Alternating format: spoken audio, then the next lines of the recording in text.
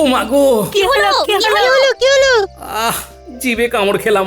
নিশ্চয়ই কেউ নাম করছে। হ্যাঁ, বদনাম না সুনাম কে জানে। বদনাম হলে মন্ত্রী মশাই, আর সুনাম হলে মহারাজ বা রাজ্যবাসীরা। আমরা কি একবার মন্ত্রী মশাইয়ের বাড়িতে গিয়ে দেখে আসবো দাদু? দেখেছো গিন্নি কেমন সব তৈরি হয়ে গেছে। তাই তো দেখছি। তোমায় ওরা যে বড্ড ভালোবাসে। হ্যাঁ, আরে বাসবো না, দাদুও তো আমাদের কত ভালোবাসে। তোদের দিদা আজ আলুর দমটা বেড়ে রেঁধেছে, তাই সবাই মন দিয়ে খা। কাউকে এখন ভাত ছেড়ে উঠতে হবে না। হ্যাঁ, দেখো মা, এইভাবেই যেন গিন্নি আর এই নাতি নাতনিদের নিয়ে বাকি জীবনটা কাটিয়ে দিতে পারি। বলে মহারাজের সামনে আমার পাচনে কাজ দিয়েছে তাহলে। উফ, তোমরা আমায় ভুল বুঝছো। এই সবাই চুপ করো তো, তখন থেকে ইয়ার কি হচ্ছে নাকি? চুপ চুপ চুপ, একদম চুপ। মহারাজ কি হয়েছে একটু বলবেন কি? আর কি বলবো বলো তো গোপাল? যা হয়েছে বলুন না মহারাজ। এই রাজ্যোতিষী সব ভুলভাল গণনা করেছে। এখন আমি কি করি? বেশি তুমি খুলো না মুখ, নেমে আসবে কপালে দুঃখ। একদম চুপ করে বসে থাকো। জ্যোতিষী বলেছিল এই মাসে রানীমা কোনো রকম বায়না করবে না। তার মানে আবদার করেছেন, তাই তো? হ্যাঁ, 2 জোড়া কানের দুল। তারপর আর কি ভুল গণনা হয়েছে মহারাজ? এছাড়াও জ্যোতিষী বলেছিল যে এ মাসে রাজপ্রাসাদে কোনো কুটুম আসবে না। কিন্তু কুটুম আসছে, তাই তো? সে আর বলতে, অতিরিক্ত 7 জন আসছে। কত খাই খরচ। 7 জনের আসার যে কি গরজ। তারপর বলুন মহারাজ, থামবেন না। জ্যোতিষী বলেছিল যে এ মাসে আমার খাওয়ার প্রতি তেমন লোভ হবে না। কিন্তু আপনি আরো লোভী হয়ে গেছেন, তাই না? কি বললে মন্ত্রী? না মহারাজ, ভুল হয়ে গেছে। এখানে ওই জ্যোতিষীর দোষ। যা বাবা, জ্যোতিষী তুমি বলেছিলে আমাকে যে আমার জিভ দিয়ে এ মাসে কোনো রকম আজে বাজে কথা বেরোবে না। আমার কি দোষ? গ্রহ নক্ষত্রের ব্যাপার। থামো তো সকলে, আমার কথাগুলো শোনো। বলুন মহারাজ। আমার রসনা মেটানোর জন্য নানা ধরনের খাবার বানাতে গিয়ে প্রচুর খরচ হয়ে গেছে। বলো তো কেমন লাগে? ব্যথা লাগে মহারাজ, ব্যথা। একদম ঠিক কথা। জ্যোতিষী, এমন তো তুমি করো না।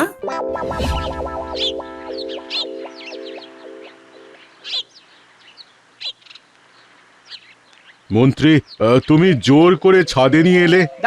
দেখাও কোথায় গ্রহ নক্ষত্রের এদিক সেদিক ঘটেছে। এভাবে কি দিনের বেলা এসব বোঝা যায়? আর তাছাড়া এই গ্রীষ্মের সকালে ছাদে এসে কিন্তু মন্দ লাগছে না। আহা, কি সুন্দর গ্রীষ্মের সকাল। মন বলছে জ্যোতিষীর কি সমস্যা জিজ্ঞাসা করো গোপাল। হ্যাঁ, করি। বলো কি সমস্যা? বলছি আজ সভাটা সবাই মিলে ছাদেই করা হোক। সাধু সাধু সাধু। বলো জ্যোতিষী বলো, চুপ করে কি লাভ? আগে আমার রাত্রে আজকাল ঠিকভাবে ঘুম হয় না। কেন বদহজম? রাজবৈদ্য, রাজ্যের বৈদ্য হয়ে তুমি করছোটা কি? মন্ত্রী মশাই একটু চুপ করুন না। আমার দুরাবস্থার কথা কেবল আমিই জানি। আপনার কি হাতের জল শুকোচ্ছে না? দুঃস্বপ্ন।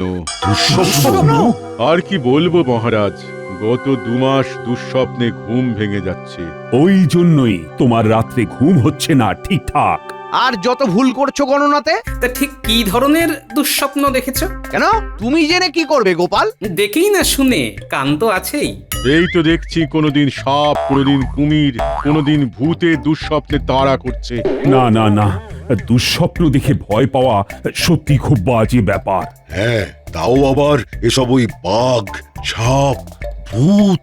যত আজে বাজে কথা। মন্ত্রী মশাই একটু থামুন, দয়া করে মুখে কুলু পাটুন। এই বৈদ্য, আছে নাকি কোনো বিশেষ পাঁচন? আগে না রাজন। মন্ত্রীকে তো জিজ্ঞাসা করে কিছু লাভ নেই। 4-5টা বাজে কথা বলবে সেই। গোপালেই আস্থা রাখুন মহারাজ, সেই করবে সমাধান দুঃস্বপ্ন বিভ্রাট। কি হে গোপাল, কিছু বলো, কারণ আমারও তো ভয় আছে দুঃস্বপ্নের ব্যাপারে। মহারাজ কি শুধুই দুঃস্বপ্নে, এছাড়া এমনিতেও তো ভয় পান? আপনার মুখেই শুনেছি দিয়ে নিজের 2 কান।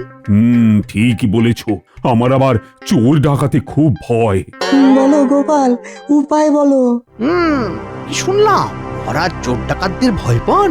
দুঃস্বপ্ন কাটানোর সেরা উপায় হলো নিজের মনের জোর আনা।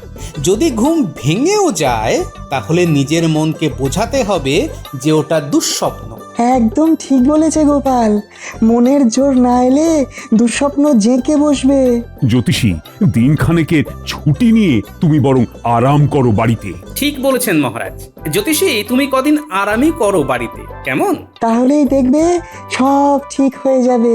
হ্যাঁ,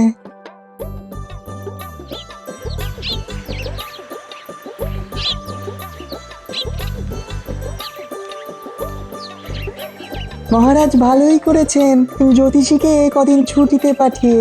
সত্যি দুঃস্বপ্নের জেরে মানুষটা একদম দিশেহারা হয়ে গিয়েছিল। ওহে সভাকবি, এই দুঃস্বপ্ন, ভয় পাওয়া এসবই দূর করা যায় নিজের মনের জোরে। যারা সেটা পারে না তারাই রাত দিন এসব নিয়ে ভাবতে থাকে। হ্যাঁ, আর এর ফলটা কাজের ক্ষেত্রে পড়ে। বাড়ছে রোদ, চলো এবারে এগোই গুটি গুটি, না হলে আরো তাপ দেবেন। সূর্য মামাটি কি, এটাই তো বলতে সভাকবি। আচ্ছা গোপাল, তুমি কখনো দুঃস্বপ্ন দেখোনি? আলবাত দেখেছি, তবে সবার থেকে একটু আলাদা। কেমন শুনি? স্বপ্নে দেখি আমি ওই মাছের মুড়ো, মুরগির ঠ্যাং, পাঠার চর্বি খাচ্ছি, কিন্তু বাস্তবে ঘুম ভাঙলে দেখি বউ ওই ভাত আর আলু সেদ্ধ করেছে। এটা কি কম ভয়ঙ্কর দুঃস্বপ্ন বলো তো? যাক, আসি হে, আবার দেখা হবে। রাজ্যতীষীর বেলায় ছুটি দিল মহারাজ, আর আমি কিনা মন্ত্রী হয়েও 2 মাস আগে ছুটি তো পাইনি, উপরন্তু আমায় নিয়ে বিদ্রুপ হয়েছিল। আমি ছাড়বো না মহারাজকে, আমি ছাড়বো না। আমাকে সেই দিন কি ব্যাপার মন্ত্রী, তোমার এমন আলু থালু অবস্থা কেন? গিন্নি মেরেছে নাকি? দেখুন মহারাজ, ইয়ার্কির একটা সীমা আছে। গোপালকে থামতে বলুন। কি হয়েছে তোমার সেটা তো বলো। আমি দুঃস্বপ্ন দেখেছি মহারাজ। কি দুঃস্বপ্ন? হ্যাঁ মহারাজ, ভয়ে আমার সারা রাত সেই জন্য ঘুম হয়নি। তা আপনি কি কচি খোকা যে দুঃস্বপ্ন দেখে ভয় পেয়েছেন? জানিনি যখন স্বপ্ন, তাও আবার বাজে, অত গুরুত্ব না দিলেই হয়। মহারাজ, আমার অবস্থা খুবই খারাপ। পেট যে খারাপ হয়নি এই ঢের। কি কি কি স্বপ্ন দেখেছো শুনি? আমি স্বপ্নে দেখেছি আমার বাড়িতে ডাকাত পড়েছে, সব কিছু তারা লুট করে নিচ্ছে মহারাজ। আহা, মন্ত্রীমশাইয়ের কত কষ্ট করে সরানো মোহরের বস্তাগুলো। গোপাল, গোপাল বেশি বাড়াবাড়ি করো না। আহ, আরে থামো থামো, তারপর কি হলো? তারপর ডাকাতদের ডাকাতিতে অতিষ্ঠ হয়ে আমি গিন্নিকে ওদের সামনে দাঁড় করিয়ে নিজে পালিয়ে গেলাম। হ্যাঁ, বাবা রে, মন্ত্রীমশাই বৌঠানকে দাঁড় করিয়ে ডাকাতদের চোখকে ফাঁকি দিয়ে পালিয়ে গেলেন? বাবা গো, আপনি খুবই সাহসী। সে তো আমি বরাবরই। সত্যি তো তা মন্ত্রী, তুমি নিশ্চয়ই প্রাণ ভয় ছুটছিলে। হ্যাঁ মহারাজ, ছুটতে ছুটতে পাননি তো ব্যথা, তাহলে জানান সে কথা। পায়ে খুব ব্যথা, হাঁটতেও পারছি না ঠিকঠাক। এক কাজ করুন মন্ত্রীমশাই, স্বপ্নের ব্যথা যখন বাস্তবে ফিরে এসেছে তখন সেই ব্যথা আবার স্বপ্নে ফিরিয়ে দেওয়াও সম্ভব। কি করে? মন্ত্রীমশাই ছুটুন, তাহলেই সব ব্যথা সেরে যাবে। ঠিক ঠিক, ছোট মন্ত্রী ছোট, তুমি বরং ছুটতে থাকো। এই গরমে মহারাজ ছুটবো? হ্যাঁ হ্যাঁ, একদম, চলো চলো। মন্ত্রীমশাই, আপনার স্বপ্নের অনুভূতি আনতে আমরা না হয় ধ্বনি দেব, আরে রে রে রে রে, মন্ত্রীকে ধর তেড়ে মেরে।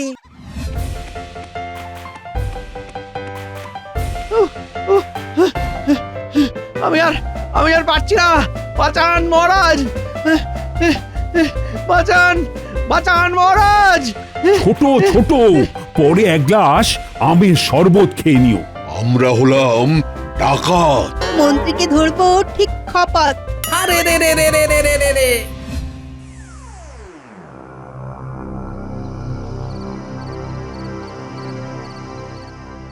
কি ব্যাপার, সেই এসে থেকে শুয়ে আছো?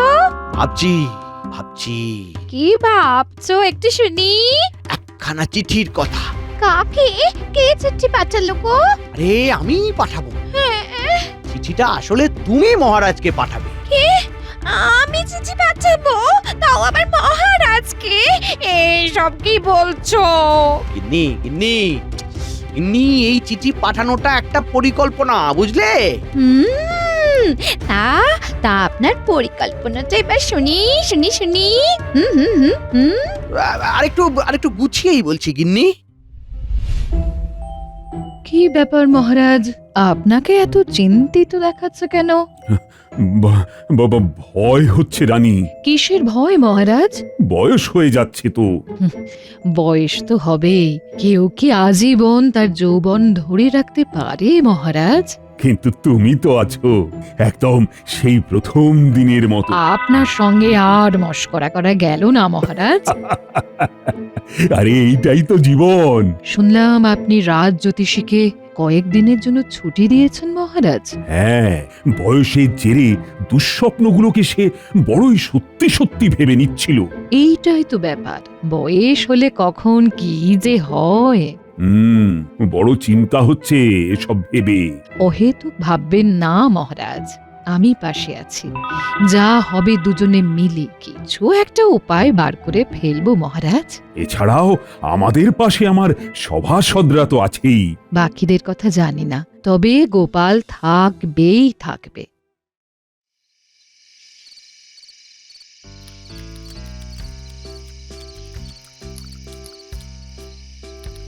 ও মা গো, কি হলো কি হলো? কি হলো?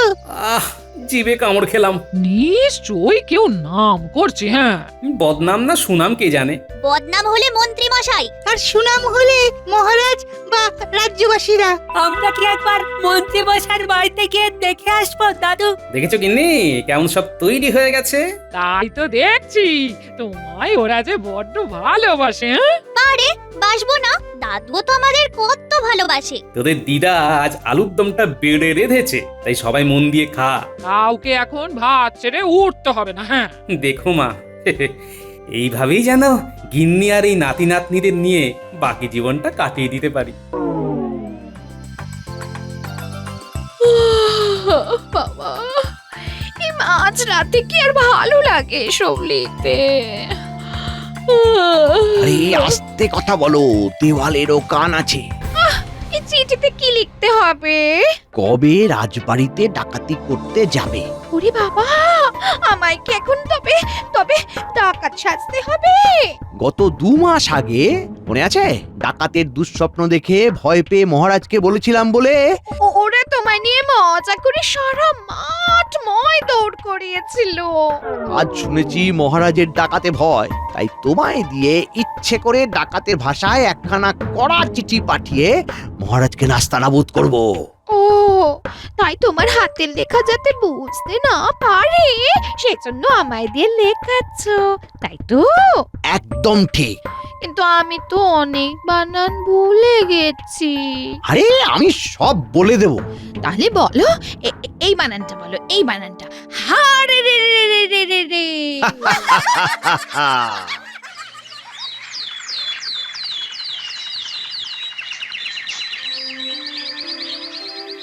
মহারাজ, রানীমা, ডাকাতের চিঠি এসেছে। ডাকাতে চিঠি? কি কি বলিস রে তুই? শিগগিরই দিয়ে দেখি চিঠিখানা। কি হলো মহারাজ, এমন চুপ করে রইলেন? কি লেখা আছে? আসছে শনিবার অমাবস্যা তিথিতে ডাকাতরা আমার প্রাসাদ লুট করতে আসবে। আমরা তো পুরো নিঃস্ব হয়ে যাব মহারাজ, পুরো নিঃস্ব। এখানে লেখা আছে, পুরোপুরি নিঃস্ব হতে না চাইলে ওই নির্দিষ্ট দিনে রাত্রি 1 প্রহরের সময় পিছন দিকের বট গাছের নিচে 40 বস্তা মোহর রেখে আসতে। কি করবেন তবে মহারাজ? সেটাই তো ভাবছি। হাতে আর 3 দিন সময়। পেয়াদাকে পাঠিয়ে শিগগির একবার গোপালকে খবর দিন মহারাজ।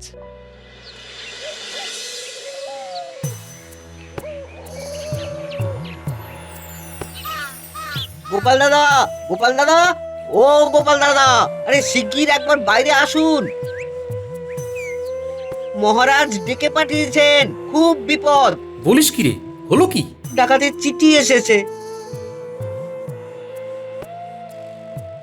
এই তো গোপাল এসেছো। এই দেখো না, ডাকাতে চিঠি এসেছে। লিখেছে, শনিবার রাত্রি 1 প্রহরে 40 বস্তা মোহর না দিলে ওই দিনই মাঝ রাত্রে ডাকাতি করে আমাদের নিঃস্ব করে দেবে। কি হবে গোপাল? আমি আছি, চিন্তা করবেন না মহারাজ। সবার আগে দেখতে হবে এটা সভাসদদের কারুর কাজ কিনা। কিভাবে বুঝবে? হাতের লেখা দেখে মহারাজ। আজকে বেতনের দিন, সবাইকে বলবেন স্বাক্ষর করে বেতন নিতে, এইটাই নতুন নিয়ম। যা ভেবেছিলাম ঠিক তাই, স্বাক্ষর করে বেতন নিতে হলো। আসলে গোপাল হাতের লেখা মেলাবে, বেশ হয়েছে, বুঝুক ঠেলা। গোপাল, হাতের লেখা কি মিলল? না মহারাজ, বিজ্ঞানীও তো দেখলো। হ্যাঁ মহারাজ, কারোর হাতের লেখার সাথেই চিঠির লেখাটা মিলছে না। তবে কি সত্যি ডাকাতের চিঠি? মনে হচ্ছে, তবে আমরা আছি, ভয় নেই মহারাজ। কি কি করব গোপাল? কাল সকালেই বলছি মহারাজ, আজ একটু চিন্তা করে নিই।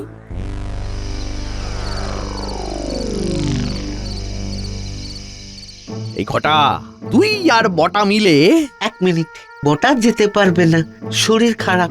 আচ্ছা বেশ, তুই আমার সাথে এই শনিবার ডাকাত সেজে রাত্রে রাজপ্রাসাদের পিছনের বটতলায় যাবি। মোহরের বস্তা তুলতে হবে।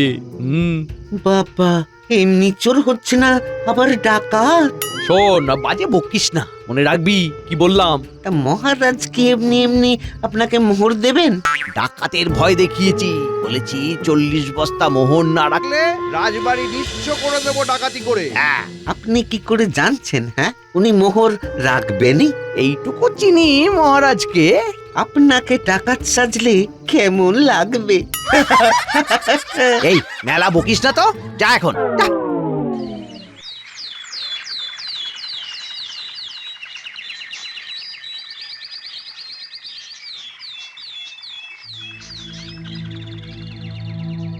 বলো বলো গোপাল, কি করব তাহলে? মহারাজ, আপনি 40 বস্তা মোহরই রেখে দেবেন বটগাছের নিচে।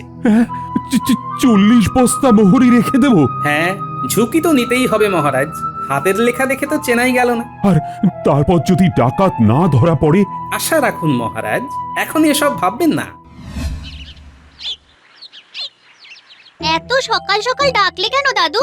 কোনো কাজ আছে নাকি? কি গো দাদু? এই তাড়াতাড়ি বলো, মেলা রান্না বাকি আছে। হ্যাঁ, কাল বাদে পরশুদিন রাত্রে রাজবাড়ির বাইরে আমাদের সবাইকে ডাকাত সেজে বুদ্ধির জোরে ডাকাতের মোকাবিলা করতে হবে। আমাকেও যেতে হবে নাকি? গিন্নি, তোমার গলাতে হাড়ে রেড়ে শুনলে আসল ডাকাতি অজ্ঞান হয়ে যাবে। দিদা হবে সর্দারনি। তাহলে সবাই প্রস্তুত তো? হ্যাঁ। বাবা গো, এত বড় বড় দুখানা গো, দুখানা পাগড়ি। শনিবার ডাকাত সাজবো না, সেই জন্যই তো ওগুলো নিয়ে এলাম। তোমার আর ঘটার না? হ্যাঁ, তোমার ডাকাত সাজলে ভালো লাগবে। সেইটা ওই দিন তুমিই তো বলবে গিন্নি। দূর, নিও না। খুব চিন্তা হচ্ছে রানী। আর তো একটা দিন বাকি। গোপাল আছে মহারাজ, কিচ্ছু ভাববেন না। বলছো? গোপাল আছে যখন, তখন দেখবেন সব সব ঠিক হয়ে যাবে।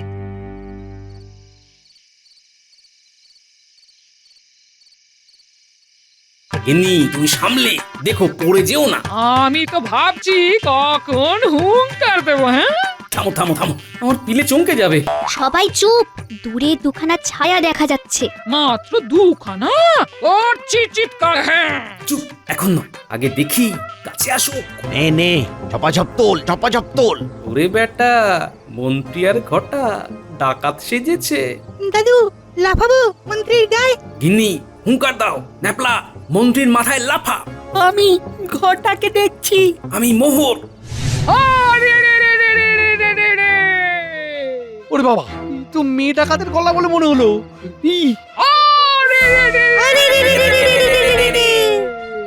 ওরে বাবা রে, ওরে বাবা রে, কে পড়লো মাথায়?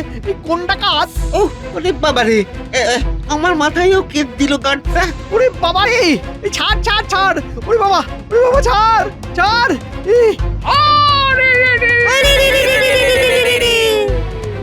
ওরে বাবা রে, এতে সত্যি সত্যি ডাকাতের দল।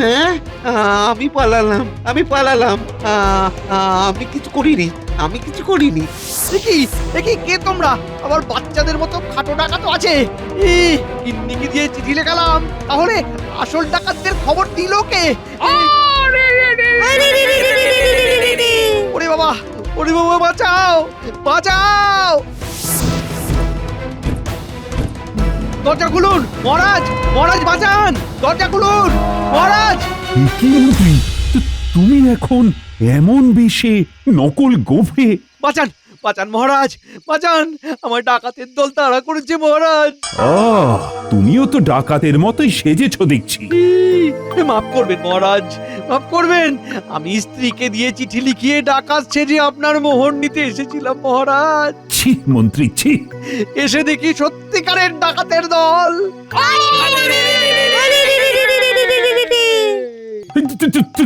তোমরা কারা? তোমাদের হাতেও তো মোহর রয়েছে দেখছি। আর প্রাসাদে ঢুকে ডাকাতি করো না। মহারাজ, এই নিন আপনার সব মোহরের বস্তা। গোপালের গলা মনে হলো। হ্যাঁ মহারাজ, আমি গোপাল, আর এরা হলো আমার সাঙ্গ পাঙ্গরা, অর্থাৎ আমার স্ত্রী আর নাতি নাতনিরা। গোপাল, তুমি? হ্যাঁ মন্ত্রী মশাই, আমি। আপনি ডাকাত সেজে এসেছিলেন, তাই আমিও ডাকাত সেজে আপনার ডাকাতি রুখলাম। ও, কাঁটা দিয়ে কাঁটা তোলা আর কি? এই মন্ত্রী, তুমি সারা কৃষ্ণনগর নাক খত দেবে। আর বলবেন আমি নকল ডাকাত, আমি ধরা পড়ে গেছি, আমাকে কেউ ভয় পেও না।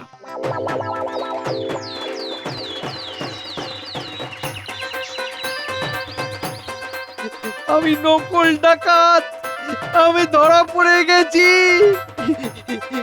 আমাকে কেউ ভয় পেও না। আমি নকল ডাকাত, আমি ধরা পড়ে গেছি গো, আমাকে কেউ ভয় পেও না।